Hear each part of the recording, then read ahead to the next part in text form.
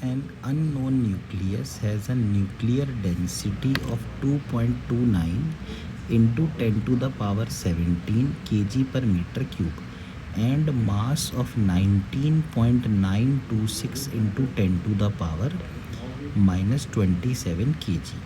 Its mass number A is approximately equal to।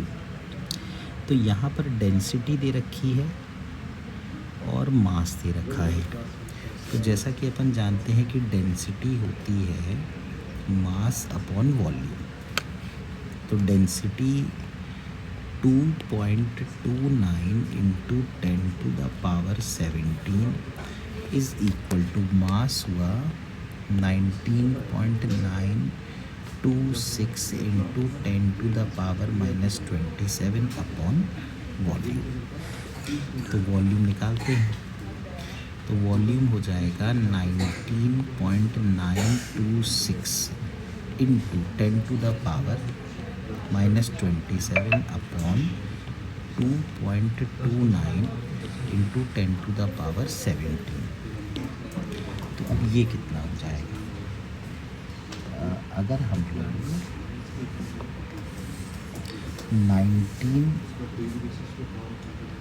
19.926 को divide कर दें 2.29 से, तो ये आएगा 8.7 into 10 to the power minus 7 और 7 14, तो ये 44।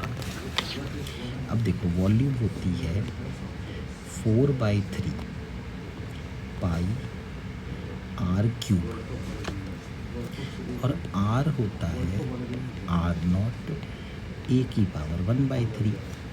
तो 8.7 इंटू 10 की पावर माइनस 44 ये बनेगा 4।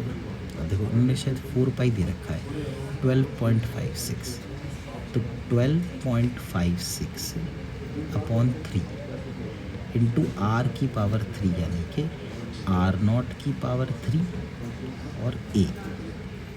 तो ये बन गया 8.7 इंटू 10 की power minus 44 is equal to 3 4 ज़ा 12,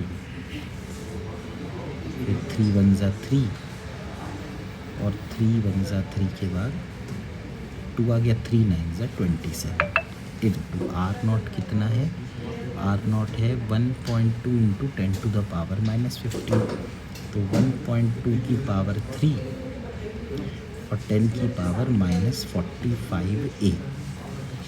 तो यहाँ से A आ गया 8.7 into 10 to the power minus 44 upon 4.19 into 1.2 की पावर 3 और यहाँ ऊपर चला गया 10 की पावर 45।